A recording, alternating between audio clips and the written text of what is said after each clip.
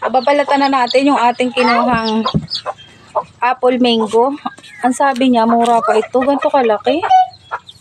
Ay, oo nga. Ano? Ano siya? Ano pa siya? Grabe. Grabe naman ang laki nito. Tingnan mo, dagtang-dagta pa. Oh. Inaabot na 1 kilo isa yan. 1 kilo isa? Peraso? Mga ilang ano pa yan bago nyo putihin? Ilang buwan? June. Ano yan? May babagsakan na kayo niyan? Oh, grabe ang dagta, oh. Wala sa may-ari yan. Ah, dadali nyo? Tapos, ang inyo? Hahatiin lang. Ah. Mura pa itong lagay na ito. Malaki pa sa kamao ko. Malaki pa yung mangga sa kamao ko. Grabe.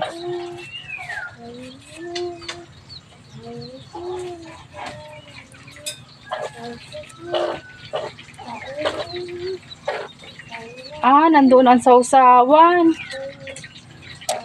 Ano ba yan? Bagoong.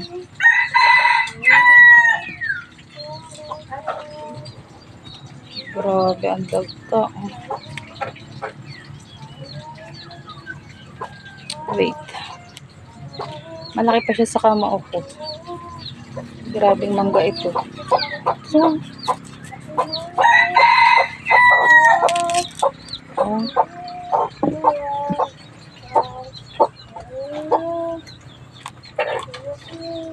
Mangga yung ano dyan. Hindi siya maasim.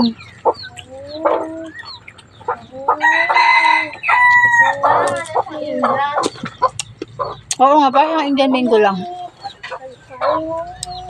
Masarap sa Indian. Pero masarap din kung may sausawan siya.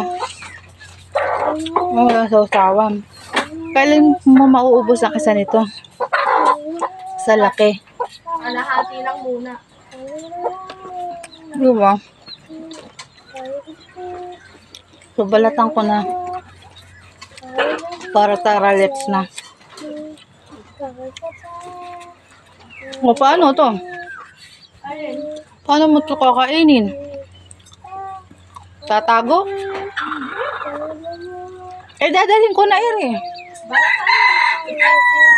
Gayatin mo na. Iwanan mo yung buto. Eh, sabi mo, mura pa ito. Paano mo maitatanim ang buto nito? Hindi naman mo tatanim. Makikita pa yan nila dun. Ah, hayaan mo na sila. Hindi naman yan. May plastic labo ka.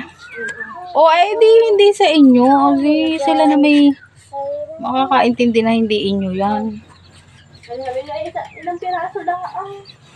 Isang pira. Tapos, tinikman ko laang. Tinikman laang.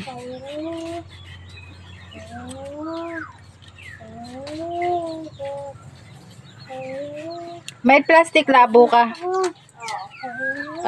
Pahingi nga ako. Para kunyari. Malalaman din. Yan, mauling kamay ko. Ano nilagay yan? Asukal? Sinapay. Oh, asukal. Naulingan lang gawa ng kamay ko.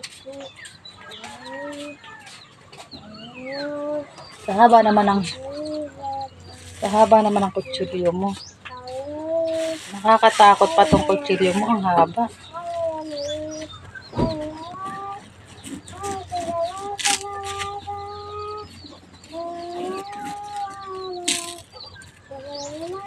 Gusto mo na manok? Ayun o, magpapak ka. Ang ano? Manok. Tiga ulam nyo yun. Ilang kilo gayon? 5. Ay, shit.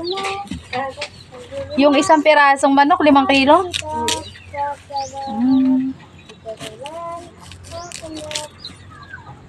Dalhin ko na lang to ng ganito. Ang hirap, ano na ito nga, pagulang na pero walang kaasim-asim. Walang Ano. Oh, ang laki niya sa kamao ko. Oh. Sabihin mo na Indian yan, ah. Ganito kalaki Indian mango. Ano tawag dito? Apple mango. Anong tawag? Peter? Peter mango?